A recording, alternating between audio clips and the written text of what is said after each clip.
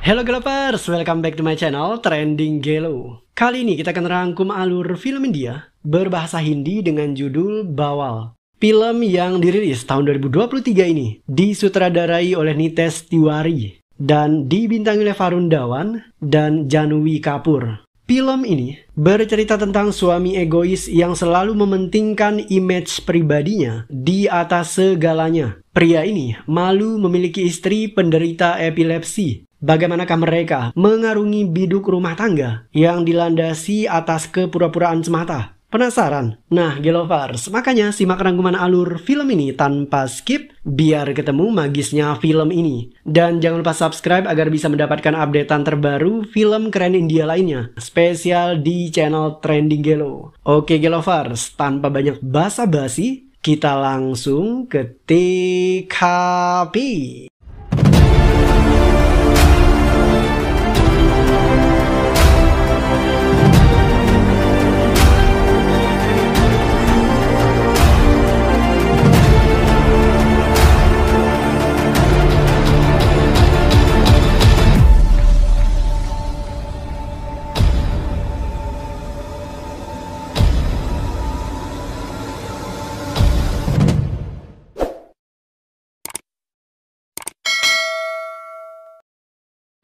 Ajay Dixit alias Aju adalah seorang guru sejarah.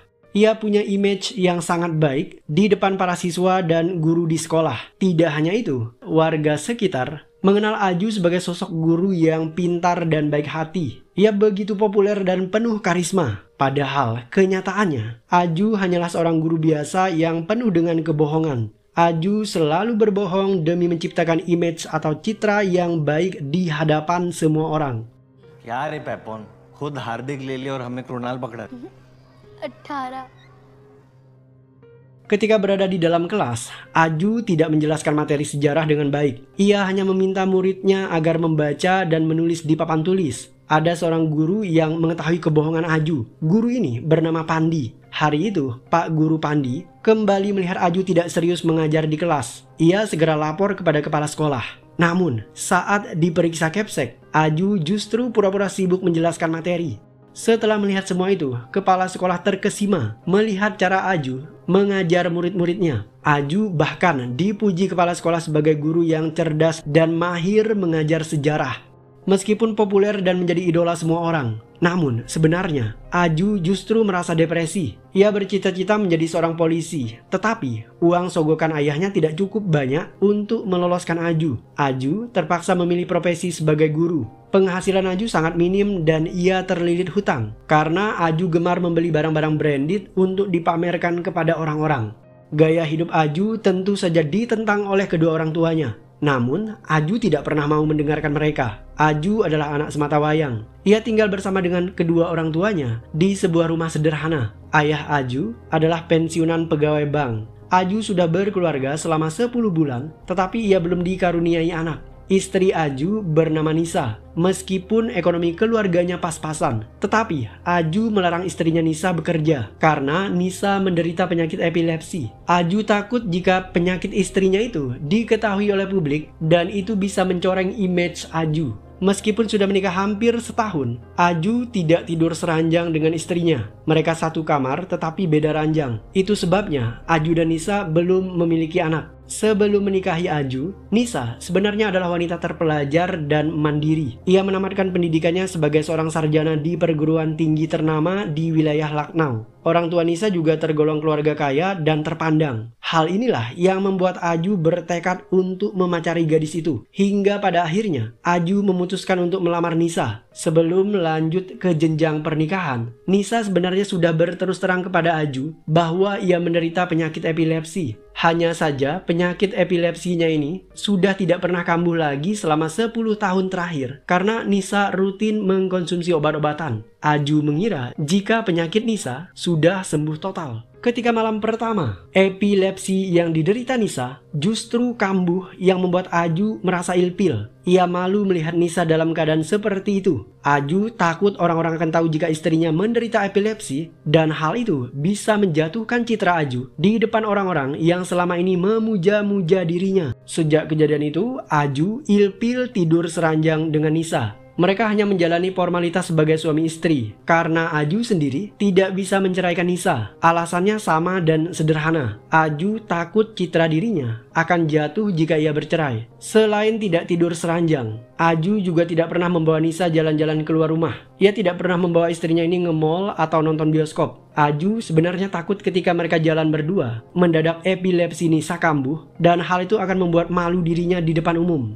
Nisa penasaran kenapa suaminya ini tidak pernah membawanya keluar. Dan pada suatu hari, ia pun bertanya. Aju menjelaskan semuanya dan membuat hati Nisa kecewa. Mereka kemudian bertengkar hebat. Meskipun demikian, Nisa tidak mau bercerai dengan Aju karena ia yakin suatu hari nanti Nisa masih punya harapan untuk menyelamatkan biduk rumah tangganya. Selain itu, Nisa juga betah tinggal di rumah Aju karena kedua orang tua Aju sangat menyayangi Nisa. Suatu hari, saudara Nisa menikah dan Aju diminta kedua orang tuanya untuk mengantar Nisa menghadiri pernikahan itu. Aju kembali menolak. Ia tidak mau. Ia takut epilepsi yang diderita Nisa kambuh. Penolakan Aju kembali memicu pertengkaran. Aju tidak tahan mendengar orang tuanya terlalu lama mengoceh. Ia buru-buru berangkat ke sekolah. Setibanya di kelas, Aju melampiaskan amarahnya itu kepada anak-anak. Sikap Aju yang biasanya ramah kepada para siswa, kini berubah menjadi beringas. Ketika seorang siswa penasaran dengan materi terkait Perang Dunia Kedua, saat itu tentara Jerman membunuh para tahanan dengan memasukkan mereka ke dalam ruangan tertutup. Anak ini kemudian bertanya,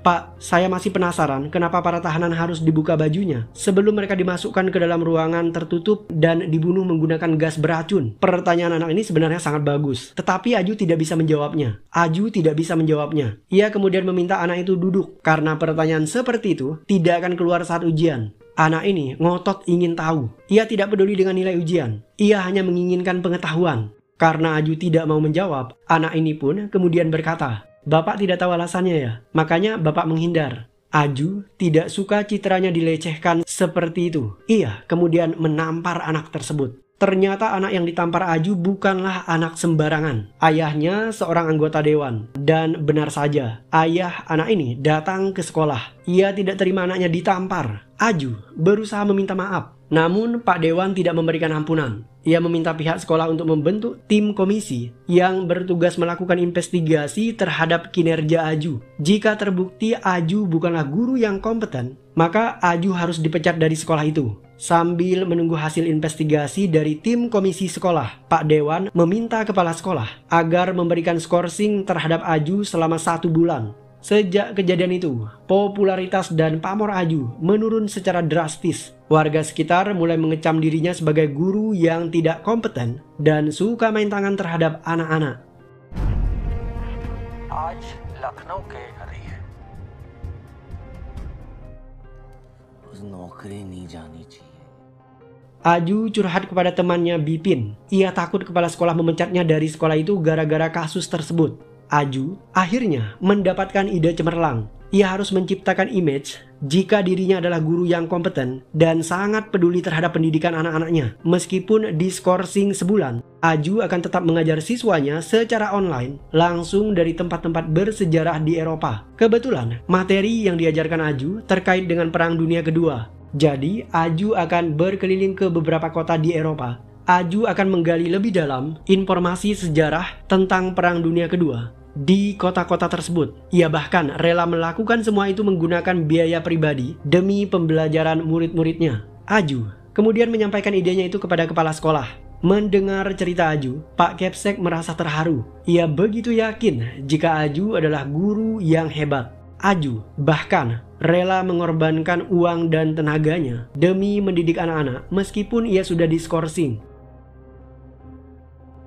Aju tidak punya uang untuk keluar negeri. Ia harus membohongi ayahnya agar bisa mendapatkan sejumlah uang. Aju menjelaskan bahwa ia akan menjual motor dan cincin kawinnya demi membawa istrinya jalan-jalan ke Eropa. Aju menjelaskan kepada ayahnya bahwa ia ingin memperbaiki hubungannya dengan istrinya Nisa sekaligus bulan madu kedua. Tidak hanya itu, sambil jalan-jalan, Aju juga akan mengajar siswanya secara online dari tempat-tempat bersejarah yang ada di Eropa. Kota yang akan dikunjungi oleh Aju diantaranya adalah Paris, Amsterdam, Normandia, Auschwitz, dan Berlin. Ayah Aju sebenarnya tahu jika anaknya ini berbohong. Aju tidak mungkin menjual motornya karena motor itu adalah motor kesayangannya. Namun, ia tetap memberikan Aju sejumlah uang yang berasal dari tabungannya karena ia ingin Aju bisa baikan dengan Nisa. Jadi, uang yang digelontorkan sebanyak itu tidak ada artinya dibanding dengan perbaikan rumah tangga Aju.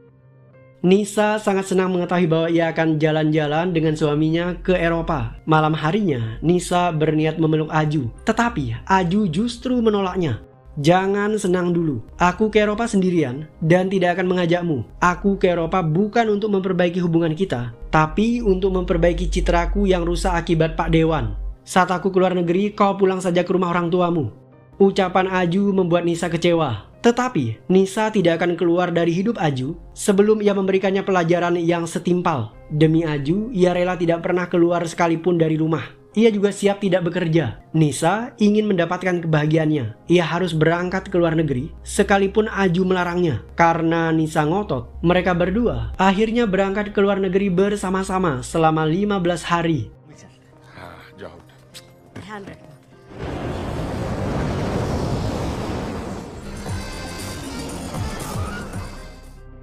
Aju dan Nisa berangkat dari India ke Perancis. Setibanya di kota Paris, tas Aju tertukar dengan penumpang lain yang bernama Kalpes. Kebetulan, tas mereka mirip. Aju bahkan dicurigai petugas bandara. Mereka mengira Aju adalah teroris jahat yang masuk ke Perancis. Beruntung, setelah dilakukan pemeriksaan, Aju akhirnya dibebaskan. Ketika tiba di Paris, Aju langsung melakukan siaran langsung yang ditonton oleh murid-muridnya. Ia memberitahu bahwa dirinya saat ini tiba di kota Paris dan siap memberikan updatean terbaru tentang kota-kota yang pernah dijajah oleh Hitler selama Perang Dunia Kedua, mulai dari kota Paris, Normandia, Amsterdam, dan juga Berlin. Keesokan harinya, Aju terpaksa memakai pakaian orang lain karena tasnya tertukar dan pakaian tersebut sangat tidak sesuai dengan selera Aju. Tidak hanya Aju, di tempat berbeda, Kalpes juga keberatan. Ia terpaksa memakai pakaian Aju yang pas body dan juga sangat tipis. Kalpes ditertawakan oleh keluarganya.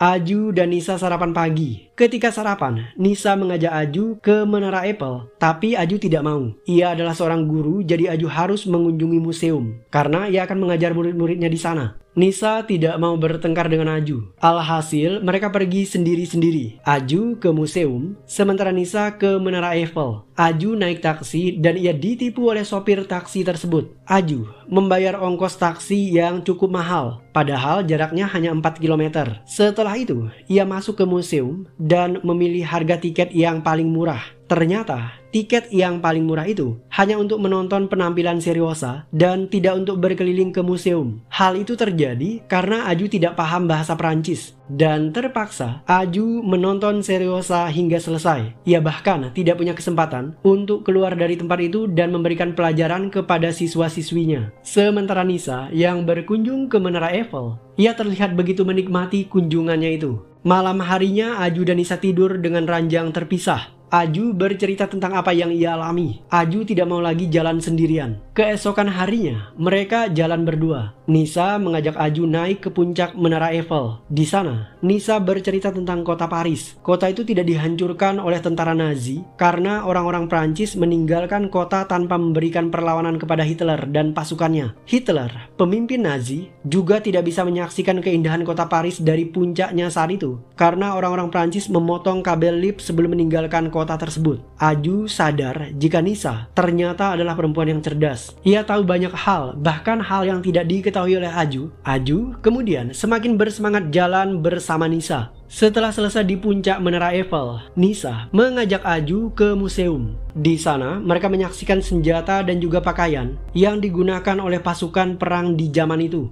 Nisa kemudian bercerita banyak tentang Perang Dunia Kedua dan penyebabnya. Ilmu yang didapat Aju dari Nisa kemudian diteruskan Aju kepada para siswanya.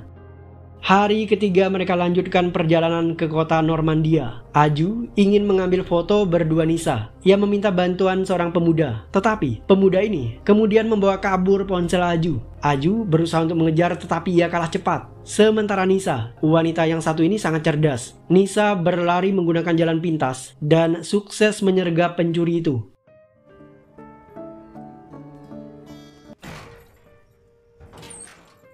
Ibu Aju membereskan lemari pakaian dan ia menemukan surat cerai. Ternyata Nisa sudah tidak tahan hidup bersama Aju. Ia ingin menggugat cerai suaminya itu. Nisa sengaja pergi ke luar negeri agar memberikan kesempatan kedua kepada Aju. Nisa yakin jika suaminya itu bisa berubah. Karena itulah ia tidak melanjutkan proses perceraian di pengadilan. Setelah membaca surat itu, orang tua Aju segera menemui orang tua Nisa. Mereka membahas tentang perceraian itu dan tentu saja mereka tidak mau jika Aju berpisah dengan Nisa. Hari selanjutnya Nisa dan Aju mengunjungi pemakaman terbesar di Normandia. Untuk membantu pemahaman mereka tentang tempat wisata tersebut, Nisa menggunakan audio guide, sejenis pemandu wisata yang menggunakan suara untuk menjelaskan suatu tempat dan peristiwa.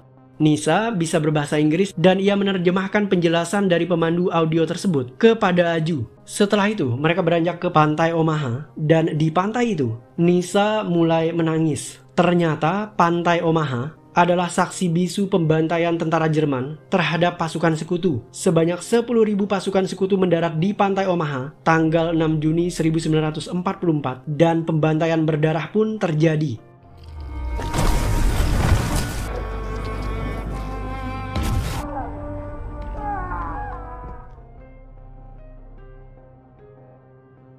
Ketika makan siang, Nisa menyempatkan dirinya untuk bertanya kepada Aju, kenapa suaminya itu begitu mementingkan citranya.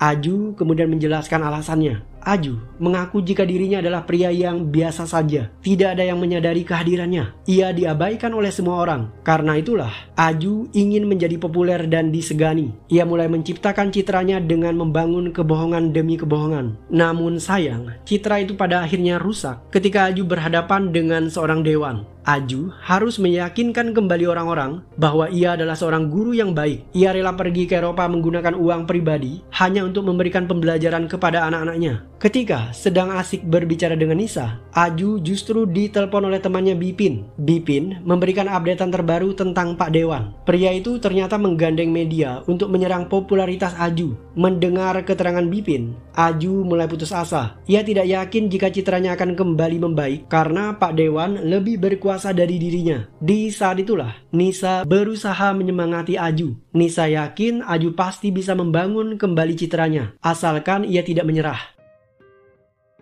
Nisa dan Aju berkunjung ke rumah Anne Frank. Rumah ini dulunya adalah apartemen keluarga Anne. Anne menjadi sangat populer setelah ia menulis diari tentang kehidupannya sejak Perang Dunia meletus. Anne lahir di Jerman, namun dia adalah keturunan Yahudi. Anne baru berusia 13 tahun ketika tentara Nazi melakukan genosida. Ia dan keluarganya bersembunyi di kamar rahasia apartemen miliknya. Mereka sekeluarga bersembunyi di sana selama 2 tahun. Teman-teman dan rekan kerjanya menyelundupkan makanan kepada Anne. Tetapi hingga pada akhirnya Anne dan keluarganya ketahuan dan mereka ditangkap kemudian dibawa ke kamp pengungsian. Anne bercita-cita menjadi seorang penulis. Sejak bersembunyi di dalam kamar rahasia itu, ia selalu menuliskan diari tentang kesehariannya di dalam persembunyian. Anne meninggal di kamp pengungsian tahun 1945 karena penyakit tipes. Hanya beberapa pekan sebelum pasukan Inggris membebaskan kamp pengungsian tersebut. Kisah hidup Anne Frank begitu menginspirasi dunia. Perempuan kecil itu terus bertekad untuk bertahan hidup dalam situasi sulit dan ia berharap hari esok akan terus ada. Meskipun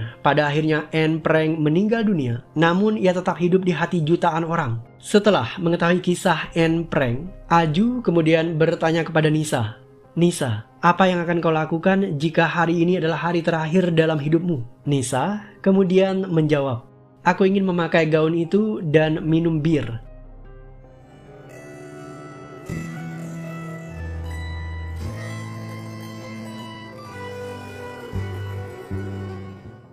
Nisa tampak begitu mempesona dengan gaun yang ia pakai. Aju kemudian membawa Nisa minum bir.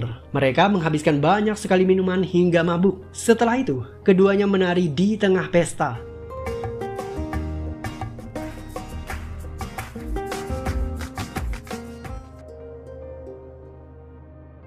Setelah kejadian itu, keduanya mulai tidur seranjang, namun belum ada sentuhan suami istri di antara mereka. Keesokan harinya, Aju ditelepon oleh Bipin. Sahabatnya itu memberikan kabar di India. Ternyata, tarian Aju dan Nisa menjadi viral di sana. Semua orang di kota Lucknow menonton video mereka. Pak Dewan bahkan telah menonton video itu, dan video tersebut akan dijadikan alasan untuk menyerang Aju.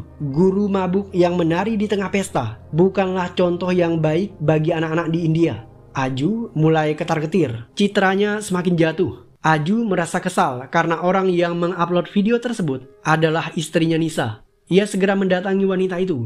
"Kenapa kau mengupload video itu? Apakah kau dengan sengaja ingin merusak citraku?" Nisa kemudian menjawab, "Itu video pertama kita saat bersama. Aku ingin berbagi kebahagiaanku kepada semua orang. Aku ingin menunjukkan kepada mereka jika kita berdua bahagia." Ucapan Nisa membuat Aju marah. Ia bahkan berkata kasar kepada istrinya itu. Singkat cerita, mereka berdua bertengkar hebat yang membuat Nisa terpaksa buka suara. Nisa membeberkan jika Aju adalah seorang yang begitu egois. Aju hanya mementingkan dirinya sendiri. Nisa bahkan memberitahu jika ia sedang dalam proses mengurus surat perceraian mereka. Nisa terpaksa berangkat ke luar negeri untuk memberikan Aju satu kesempatan lagi supaya berubah. Tetapi kali ini Nisa menyerah karena Aju dengan segala keegoisannya tidak pernah mau berubah. Nisa kemudian bertekad bulat untuk berpisah dengan Aju.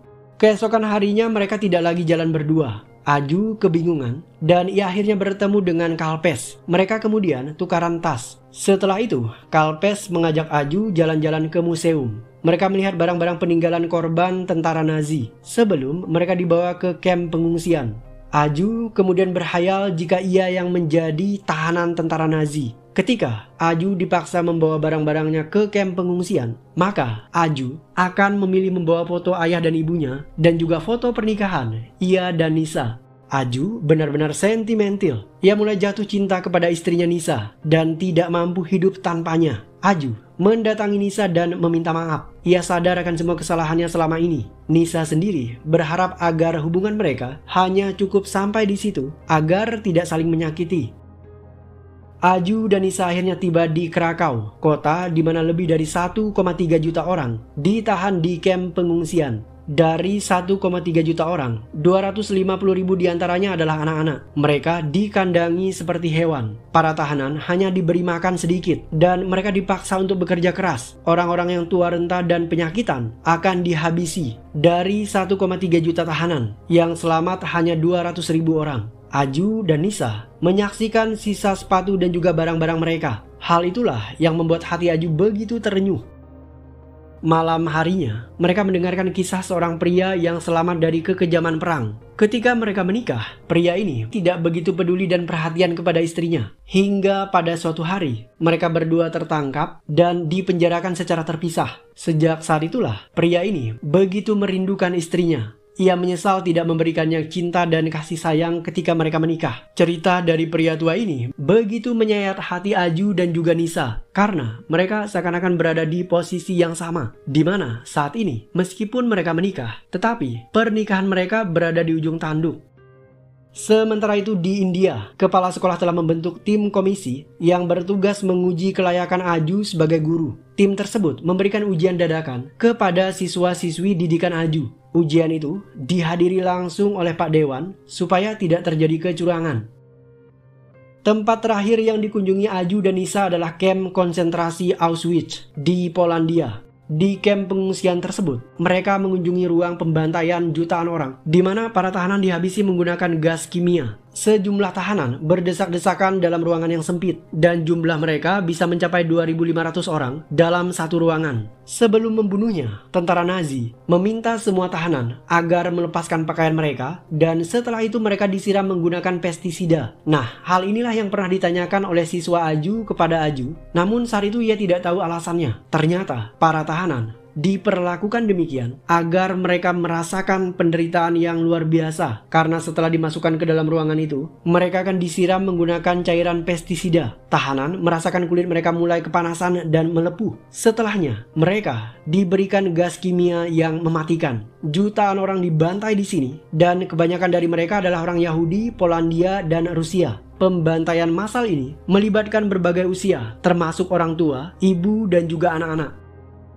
Nisa panik membayangkan penderitaan yang dialami oleh para tahanan. Di saat itulah epilepsinya kambuh. Nisa mulai kejang-kejang. Para turis yang berkunjung ke ruangan itu kebingungan, dan di saat itulah Aju tanpa rasa malu menghampiri istrinya Nisa dan berkata, dia istriku, dia menderita epilepsi, dan dia akan baik-baik saja. Setelah berkata demikian, Aju mencium kening Nisa.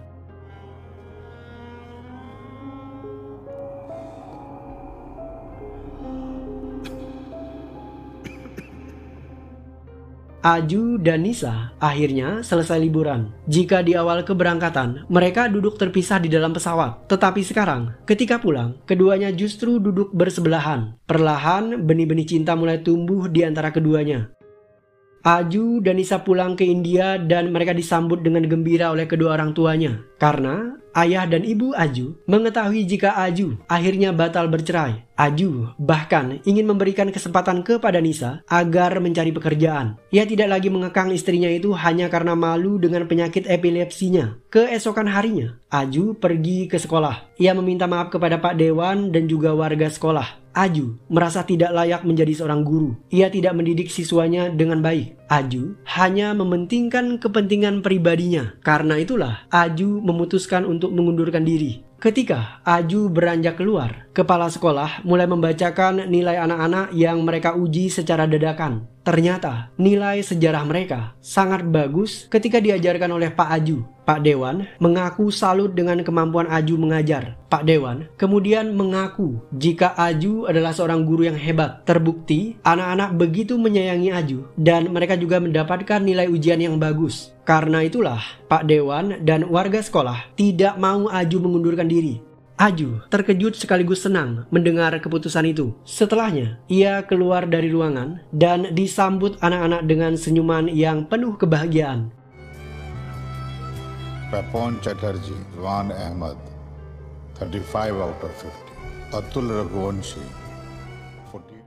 Di akhir adegan, Aju bertemu dengan sahabatnya Bipin yang datang membawa Nisa. Dan setelah itu Aju membawa Nisa jalan-jalan. Ia tidak malu lagi menunjukkan istrinya kepada dunia. Meskipun Nisa menderita penyakit epilepsi, Aju juga sudah membuang semua pencitraan dirinya yang palsu semata. Karena hal ini justru tidak membuatnya bahagia. Menurut Aju, menjadi diri sendiri dan menerima orang yang ia cintai dengan segala kelemahan yang dimiliki, itulah hakikat kebahagiaan yang sesungguhnya. Dan film pun berakhir.